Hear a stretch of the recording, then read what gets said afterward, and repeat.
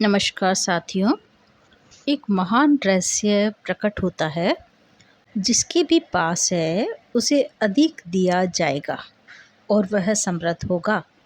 जिसके पास नहीं है उसके पास जो है वह सब भी उससे ले लिया जाएगा। आपको मानना होगा कि जब आप इन वाक्य को पढ़ते हैं तो ये अन्यायपूर्ण लगते हैं।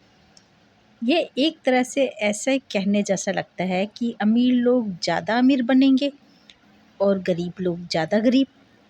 लेकिन इस वाक्य समूह में एक पहेली है, एक रहस्य है। जब आप इसे सुलझा लेते हैं तो इसका सही अर्थ जान लेते हैं तो आपके सामने एक नया संसार खुलने लगेगा।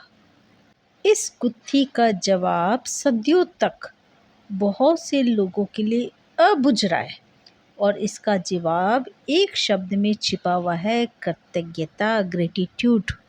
अर्थात जिसके भी पास कृतज्ञता है उसे अधिक दिया जाएगा और वह समृद्ध होगा, और जिसके पास कृतज्ञता नहीं है उसके पास जो है वह सब भी ले लिया जाएगा।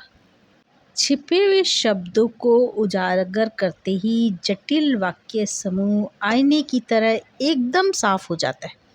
जब ये शब्द लिखे गए थे तब से 2000 साल का समय बीत चुका है, लेकिन ये आज भी उतनी ही सच है जितने की तब थी। दुर्भाग्य से यदि आप कृतज्ञ होने का समय नहीं निकाल पाते हैं तो आपको कभी अधिक नहीं मिलेगा और आपके पास जो है उसे भी आप खो देंगे।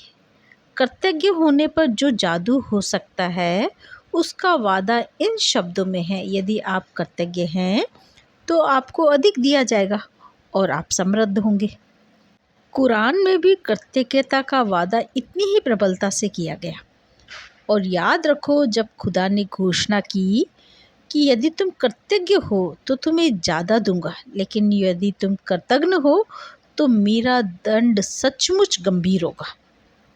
इससे कोई फर्क नहीं पड़ता कि आप किस धर्म के अनुयायी हैं या आप धार्मिक हैं या नहीं।